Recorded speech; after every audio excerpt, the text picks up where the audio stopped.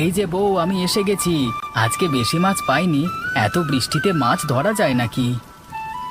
মাছটা ধরেছো, এই বর্ষার দিনে লাগে বেশি। বৃষ্টিটা তো আবার বেড়ে গেল। আজকে কি যাবে বাজারে মাছ বিক্রি করতে?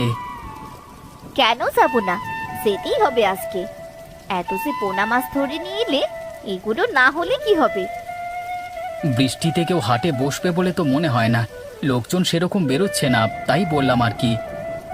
তুমি আমার সাথে চলো, কেমন করে ব্যবসা করতে হয় আমি দেখাচ্ছি। পাগলে গোলে গোল মারবো আমরা। চলো তাহলে, আমি প্রস্তুত।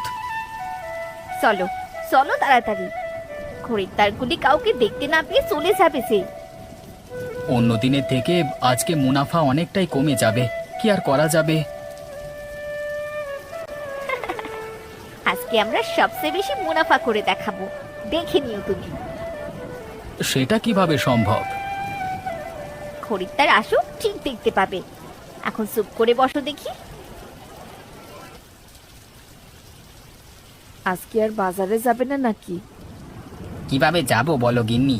এত বৃষ্টিতে মাছ ধরা যাবে না, আর বাজারেও বসা যাবে না।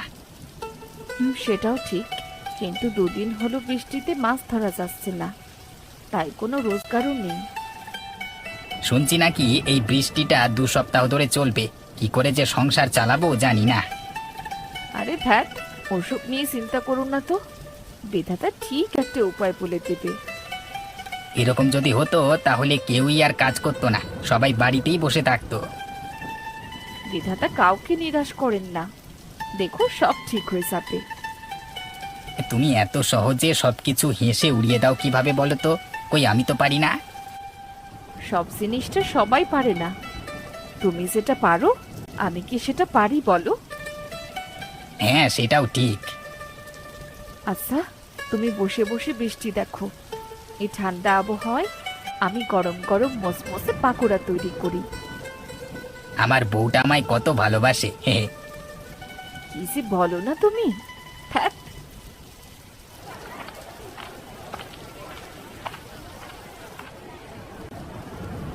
কি গো ভাই, আজকে আর অন্য কেউ বসেনি নাকি? না না, আজকে এত মুষলধারে বৃষ্টি হচ্ছে তো, তাই হয়তো কেউ বসেনি। হতে পারে। আচ্ছা, আজকে তোর কাছে কি কি মাছ আছে রে? আজকে বেশ তরতাজা পোনা মাছ আছে, আপনাকে কত দেব? আর দেখে তো মনে হচ্ছে মাছগুলো বেশ ভালোই। আমার বাবুর আদেশ, ভালো মাছ নিয়ে আসতে বলেছেন।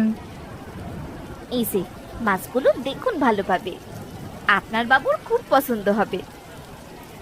আচ্ছা, এই নাও থলি, ভরে দাও 1 কেজি। এই নিন আপনার পোনা মাছ, আপনার বাবু খেয়ে আপনার প্রশংসাই করবে দেখবেন। কত টাকা দিতে হবে এটার জন্য? আপনার কাছ থেকে বেশি নেব না, এই 1 কেজি মাছের জন্য আপনি 300 টাকা দিন। কি বলছেন আপনি? 300 টাকায় 1 কেজি? দেখুন, এই বর্ষার দিনে এত কষ্ট করে মাছ ধরতে হয়, পারিশ্রমিক হিসেবে তো এইটুকু প্রাপ্যই, তাই না? এই নিন, ধরুন আপনার টাকা। হ্যাঁ বৌদি, আপনি বড্ড বেশি দাম নিচ্ছেন, এটা কিন্তু উচিত না। এটা তুমি কি করছো?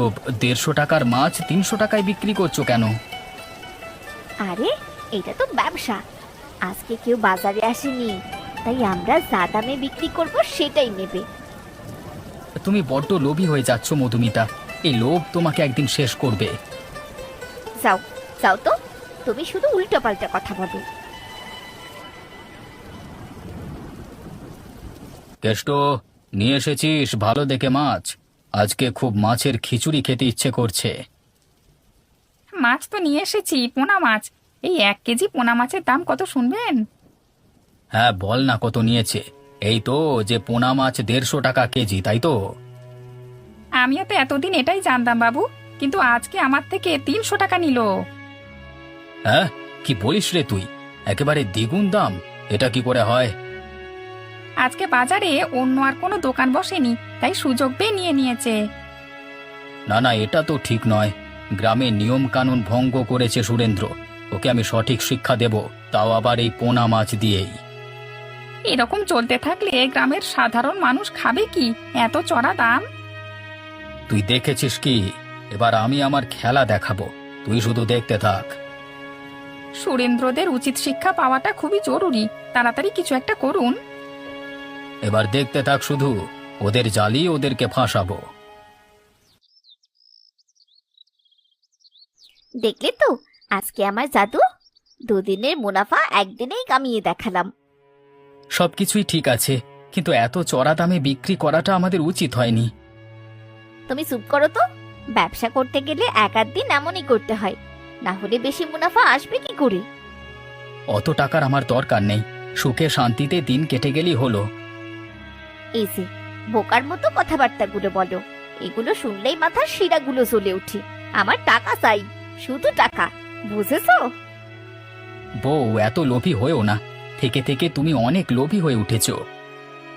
পোনা মাছ বিক্রি করে তো সামান্য টাকাই আয় করেছি, এতে আবার লোভী হওয়ার কি আছে? হ্যাঁ,